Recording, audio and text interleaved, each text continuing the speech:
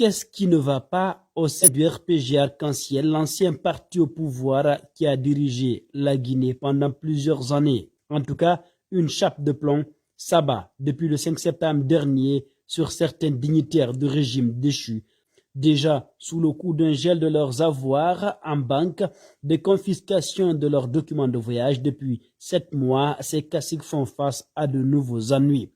La Cour de répression des infractions économiques et financières CRIEF a pris une réquisition d'interdiction de sortie du territoire national à l'encontre de 37 personnalités de l'ancien régime jusqu'à nouvel ordre.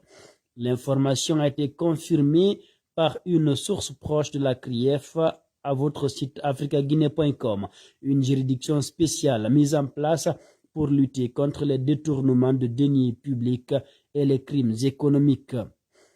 Selon africaguinée.com, leurs sources ne donnent pas de détails sur l'identité des personnes visées, mais tout porte à croire qu'il s'agit d'anciens ministres et hauts dirigeants d'entités étatiques du défunt régime.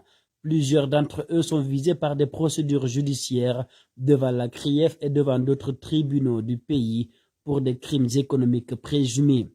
Certains déjà inculpés pour corruption, blanchiment de capitaux, détournement de deniers publics, enrichissement illicite, croupissent déjà à la maison centrale de Conakry.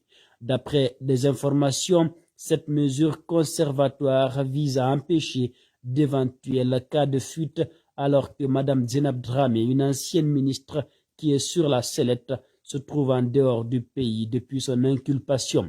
Officiellement, elle aurait des soucis de santé. La Cour de répression des infractions économiques CRIEF a inculpé plus de 100 personnes. Toutes sont dans l'attente d'un jugement. Pendant ce temps d'ailleurs, l'ex-gouverneur de la BCRG est envoyé à la maison centrale. Convoqué à la CRIEF, Cour de répression des infractions économiques et financières, le mercredi 23 mars 2022, Lucien Nabé, ancien gouverneur de la BCRG, Banque centrale de la République de Guinée, a été placé sous mandat de dépôt. Il a été inculpé de détournement de deniers publics, corruption, enrichissement illicite et blanchiment de capitaux. Et il a été conduit sous bonne escorte à la maison centrale de Conakry. Le rappeur Gianni Alpha, adulé par les jeunes guinéens, s'exprime et lance un message.